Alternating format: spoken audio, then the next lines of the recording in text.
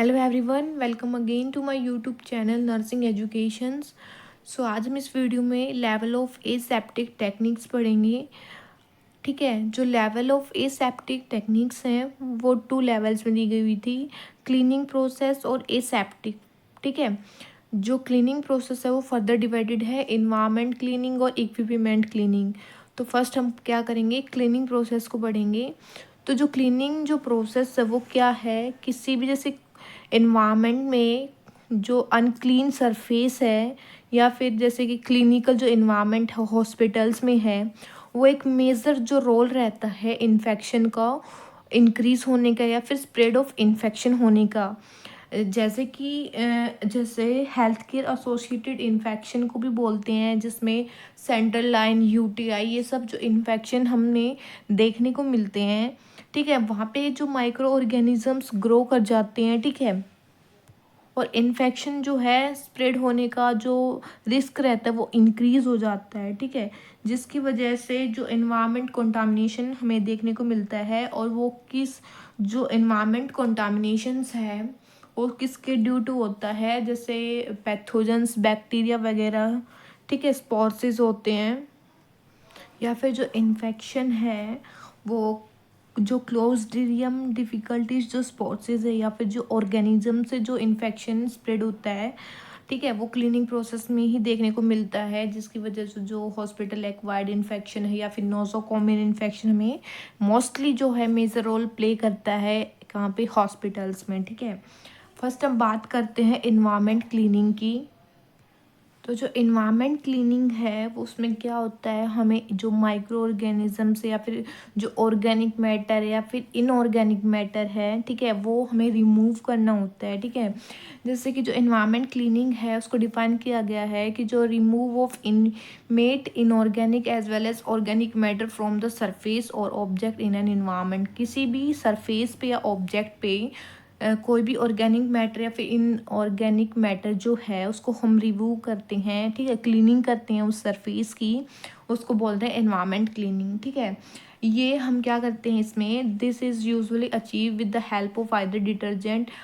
जब हम क्लीनिंग करते हैं ये किसके थ्रू अचीव होता है, किसके हम रिगार्डिंग हम उसको क्लीन करते हैं, या तो डिटर्जेंट का यूज़ करते हैं या फिर कोई भी अदर जो प्रोडक्ट्स होते हैं जैसे इन एंजाइमेटिक जो एक्शन परफॉर्म करते हैं उनके थ्रू हम जो है एनवायरनमेंट क्लीनिंग करते हैं। ठीक है, जैसे कि जो स्टेलाइजेशन एंड डिसइंफेक्शन जो है ये क्लीनिंग प्रोसेस हैं जो कि मोस्ट इफ़ेक्टिव रहते हैं इन हॉस्पिटल या फिर हेल्थ केयर एसोसिएशन में। ठीक है, नॉर्मल जो हॉस्पिटल्स वगैरह में है जो ये इफ़ेक्टिव जो प्रोसेस होते हैं जैसे स्टेलाइजेशन और डिसइंफेक्शन को फॉलो करते हैं। ठीक है, जिसकी वजह से जो इन्फेक्शन है वो रिड्यूस हो जाता है।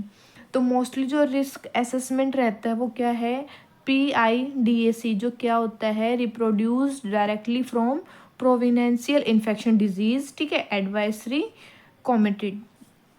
जब हम इन्वायरमेंट को क्लीन करेंगे या फिर प्रोसेस हम स्टार्ट करते हैं उससे पहले क्या हमें इम्प्लीमेंटिंग करना है, हमें मतलब चेक करना है, असेस करना है कि उसमें रिस्क किस किस जो इन्फेक्शन का ज़्यादा है या फिर किस किस जो है प्लेस पे इन्फेक्शन का जो है चांसेस कम है।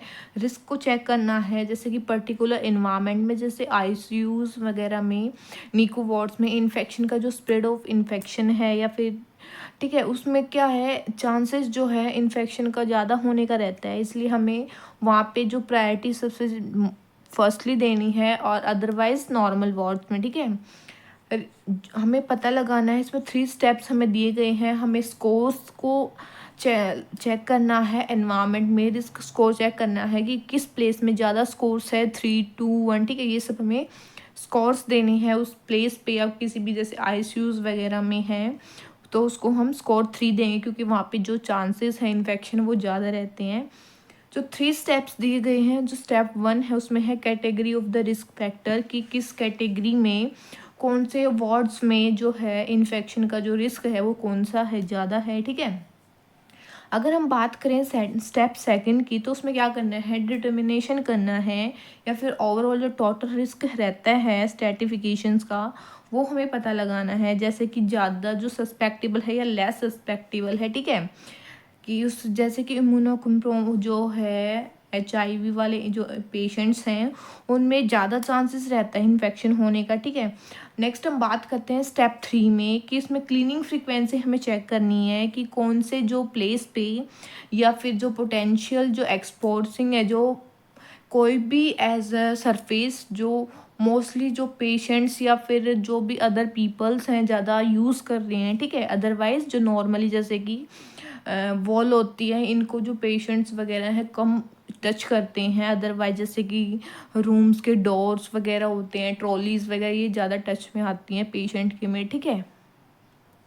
तो फर्स्ट हम बात करते हैं category of the risk factor. उसमें क्या है, कॉन्टामिनेटिंग प्रोबेबिलिटी जो पैथोजन के थ्रू होती है, जैसे कि हैवी कॉन्टामिनेशन किस प्लेस में ज़्यादा रहेगा, जैसे बर्थिंग सुसाइड जहाँ पे जो है चाइल्ड बर्थ होता है, या ऑटोप्सी सुसाइड। ऑटोप्सी जो क्या मतलब क्या होता है, जहाँ पे पोस्टमार्टम वगैरह होती हैं, ठीक है। कार्डिक कैथेटराइजेशन लेबोरेटरी या फिर हीमोडायलिसिस हो रहा है किसी भी स्टेशन पे, ठीक है। इमरजेंसी रूम्स या फिर patient bathrooms if visible salt, जहाँ पे मतलब पेशेंट्स जो बाथरूम है हमें लग रहा है कि वो गंदे हो रखे हैं, ठीक है।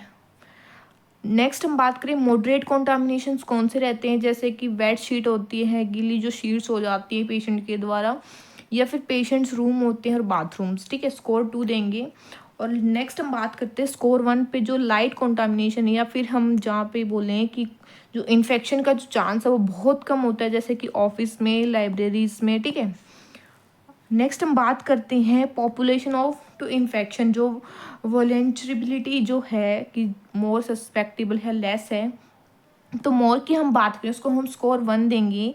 जैसे कि इम्यूनो कॉम्प्रोमाइज जो इंडिविजुअल है, जहाँ पे जिन पेशेंटों की इम्यूनिटी जो वीक होती है, वहाँ पे जो है मोर सस्पेक्टेबल रह जाता है कि पेशेंट जो नॉर्मली इन्फेक्शन को एक्वायर कर लेता है।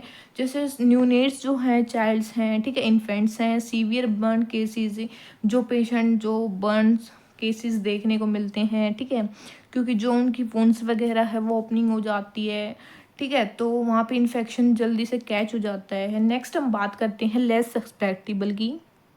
जो लेस सस्पेक्टेबल है उसमें क्या है, स्कोर 0 देंगे, ठीक है। जैसे कि all other individual are classified less susceptible, जैसे नॉर्मल हेल्दी पीपल्स होते हैं उनमें सस्पेक्टेबल का जो चांसेस है वो कम रहते हैं, ठीक है। नेक्स्ट हम बात करेंगे डिटर्मिनेशंस ऑफ द क्लीनिंग फ्रीक्वेंसी या फिर एक्सप्लोरिंग पोटेंशियल। तो जो एक्सप्लोरिंग पोटेंशियल है उसमें क्या रहता है चांसेस, तो इसमें जो पेशेंट्स के जो टच में जो सरफेस मोस्टली आते हैं उसको स्कोर हम 3 देंगे, ठीक है। जैसे कि हाई टच सरफेस है, फ्रीक्वेंटली कांटेक्ट विद हैंड्स के में आता है, किसी की कोई भी जो ऑब्जेक्ट्स है वो जो पेशेंट के कांटेक्ट में आते हैं हैंड्स के थ्रू, ठीक है। जैसे कि डोर नॉब्स है, टेलीफोन्स है, कॉल बेल्स है, बेड रेल्स है, light switch, wall areas around the toilet and edges of the privacy curtain. ये सब है जो ज़्यादा टच में होते हैं इंडिविजुअल के में, तो वहाँ पे इन्फेक्शन का जो चांसेस है ज़्यादा हो जाता है, ठीक है। अगर हम बात करें लो टच सरफेस, उसको हम स्कोर 1 देंगे। जैसे कि low touch surface have minimum contact with hand. Example क्या है, वॉल, सीलिंग और मिरर, ये सब क्या है किसी भी इंडिविजुअल के कांटेक्ट में कम आते हैं, ठीक है। नेक्स्ट हम बात करते हैं कि जो जनरल इन्वायरमेंट क्लीनिंग जो टेक्निक्स है वो कौन कौन सी हैं। जैसे कि प्रीलाइमरी साइट्स होती हैं, असेसमेंट होती है, विजुअल मेथड होता है, ठीक है, हम नॉर्मली हम विजिबल कर सकते हैं, ठीक है।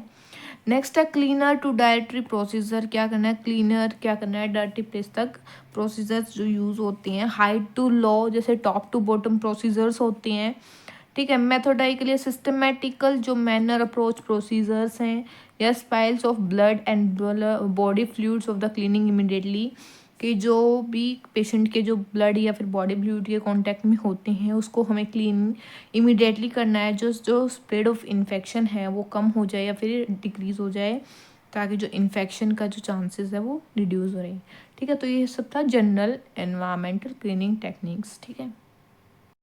देन हम नेक्स्ट बात करते हैं जो हम सॉल्यूशंस यूज़ करते हैं तो उनको प्रिपेयर कैसे करना है। तो वो डिपेंड करता है कि किस प्लेस पे जो इन्फेक्शन है ज़्यादा है, जहाँ पे डिसइंफेक्शन की जो मोस्ट इम्पोर्टेंट हाई लेवल जहाँ पे डिसइंफेक्टेंट करना है हमें, ठीक है। तो ये सब वहीं पे है, जैसे मॉपिंग वगैरह नॉर्मली तो 1% सॉल्यूशन या फिर हाइड्रोक्लोरिन 1% यूज़ करना, हर वाटर जो है 39 पार्ट्स ऑफ वाटर यूज़ करना है। जहाँ पे इन्फेक्शन ज़्यादा, जैसे कि इंस्ट्रूमेंट और लिनन की क्लीनिंग करनी है तो 0.5% हमें सॉल्यूशंस का यूज़ करना है, जैसे कि 1 पार्ट ऑफ सॉल्यूशन या फिर 125 ml ऑफ सॉल्यूशंस, जो कि वाटर कितना लेना है 875, ठीक है, ये हम यूज़ करते हैं। जहाँ पे हाई लेवल डिसइंफेक्ट करना है या फिर BMW जैसे है बायोमेडिकल वेस्ट पे, तो वहाँ पे 1% यूज़ करना है, क्योंकि वहाँ पे इन्फेक्शंस जो ज़्यादा देखने को मिलते हैं माइक्रो ऑर्गेनिजम्स, ठीक है। तो 1 पार्ट ऑफ सॉल्यूशन या फिर 250 ml ऑफ सॉल्यूशंस, इन सब में से मोस्टली यही यूज़ किया गया है ज़्यादा, ठीक है। तो 750 ml वाटर का यूज़ करना है। तो ये सब है, जैसे कि वार्ड्स हैं, ठीक है, OPDs हैं, डेंटल क्लिनिकल लेबोरेटरीज़ हैं, वहाँ पे जो है फीसेंस कॉम्बो या फिर सरफेस इन्वायरमेंटल डिसइंफेक्टेंट करना है। तो 500 जो ml है, ठीक है, नॉर्मली हम यूज़ करना है 0.25%, ठीक है, 25 ml हमें सॉल्यूशंस लेना है। और वाटर कितना ले सकते हैं हम 10 लीटर या फिर 9,975 ml हम वाटर यूज़ करेंगे, ठीक है। अगर हम बात करें जहाँ पे इन्फेक्शन ज़्यादा है, हाई लेवल डिसइंफेक्ट करना है हमें, जैसे ICU है, CCU है, NICU वार्ड्स हैं, ठीक है, यहाँ पे माइनर OT एमरजेंसीज, तो वहाँ पे 50 ml हमें सॉल्यूशंस का यूज़ करना है। और वाटर जो है 10 लीटर या फिर 9,950 ml वाटर को हमें यूज़ करना है और डिसइंफेक्ट करना है उस प्लेस को, ठीक है। जैसे कि फ्यूमिगेशंस, फॉगिंग वगैरह भी करते हैं, ठीक है। और जो surface OT, ICU, CCU, HDU, NICU, तो ये वहाँ पे जहाँ पे इन्फेक्शंस के चांसेस ज़्यादा रहते हैं, तो वहाँ पे डिसइंफेक्टेंट सॉल्यूशंस जो है ज़्यादा यूज़ करना पड़ता है, ठीक है, ताकि जो इन्फेक्शन क्या रहे, कम रहे, ठीक है। नेक्स्ट हम बात करते हैं कि जैसे फिनॉल है, वो हम 2% यूज़ करेंगे, 20 ml ऑफ सॉल्यूशंस यूज़ करेंगे। वाटर 980 ml रहेगा वाटर का, ठीक है। जैसे कि equipment of wards, walls of OT, जैसे कि ट्रॉलीज वगैरह हैं वार्ड्स में यूज़ करते हैं, ठीक है। और मीडियम लेवल रहता है, ठीक है, इन सब का। अगर हम बात करें जैसे कि जो कार्बोलिक सॉल्यूशंस है, मीडियम लेवल डिसइंफेक्ट, जहाँ पे नॉर्मल रहता है मीडियम, ठीक है। तो जैसे 259 ml सॉल्यूशन का हमें यूज़ करना है, 950 ml वाटर का यूज़ करना है। और जैसे कि ICU, NICU, ठीक है, या OTs है, वहाँ पे यूज़ करना है ये। या फिर इंस्टा एक्ट, जैसे कि सरफेस एंड इक्विपमेंट डिसइंफेक्ट करने हैं, जैसे अल्डिहाइड फ्री है, स्प्रे है, 250 ml हमें यूज़ करना है। लो लेवल डिसइंफेक्ट, जहाँ पे जो डिसइंफेक्ट हमें लो करना है हॉस्पिटल सप्लाई में, ठीक है, हॉस्पिटल्स में डायरेक्ट हम इसको यूज़ करेंगे। नो डाइल्यूशन, इसमें हम वाटर का भी यूज़ नहीं करेंगे, डाइल्यूट नहीं करेंगे वाटर का। जैसे कि इलेक्ट्रॉनिक डिवाइसेस हैं, ठीक है, इमेजिंग मशीन्स हैं, वेंटिलेटर्स हैं, कार्डिक मॉनिटर्स हैं, एमरजेंसी ट्रॉलीज़ हैं, CT स्कैनर्स हैं, हीमोडायलिसिस सिस्टम है या फिर मशीन्स हैं, operations tables and lights, emergency disinfection of operation theatres in between ICU, जो इन सब में यूज़ होती हैं। वहाँ पे वाटर की तो डिसइंफेक्ट करने के लिए हमें डाइल्यूशन भी नहीं करना और डायरेक्ट यूज़ करना है, ठीक है। अगर हम बात करें सेवलॉन की, 7.5% क्लोरोहेक्साडाइन या फिर लो लेवल डिसइंफेक्ट है ये भी। हाई लेवल की बात करें तो हाइड्रोक्लोरो यूज़ करते हैं, ठीक है, मीडियम में फिनॉल और लो में सेवलॉन, ठीक है। तो हमें 0.075% का यूज़ करना है सॉल्यूशंस, 10 ml ऑफ सॉल्यूशंस। और वाटर का 1 लीटर या फिर 10 या फिर 1000 ml, ठीक है, वाटर का हमें यूज़ करना है। और जनरल डिसइंफेक्ट करना है, एंटीसेप्टिक पर्पज़, ये नॉर्मल हम सैलून जैसे हैं होम पे भी यूज़ कर सकते हैं, ठीक है।